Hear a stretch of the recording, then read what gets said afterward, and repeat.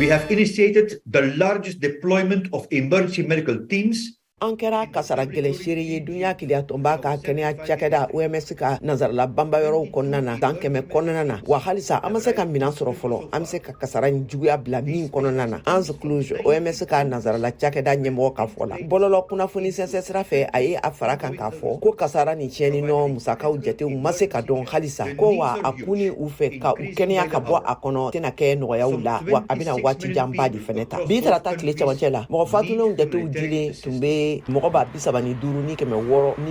ni 62 ɲɔgɔnna la kuruba la jamana fila ninnu dugukolo warakira minnu kɔnɔna na ka kɛɲɛ ni nagakɔrɔ jateminɛlaw ka laseliw ye wa dɔ bɛna fara o kan tagali ɲɛ dunya keleya tɔnba ɲɛma dɔ ka fɔ la mɔgɔ miliyɔn 20 o maa kelen ni y'a yira k'a fɔ ko maa miliyɔn 28 ɲɔgɔnna de mago bɛ dɛmɛ la Turki ani Siri jamana kan ni waati in na kɛrɛnkɛrɛnnenya la OMS ka furakɛli teliman bolo sigilen ne pankuru 3 falen ye dɔgɔtɔrɔw ani kɛnɛya baarakɛminɛw na mɔgɔ 400 ɲɔgɔnna ye fɛn fangama ba de ye OMS ma se ka min tu ɲɔgɔnna bila sen kan fɔlɔ a ka san 75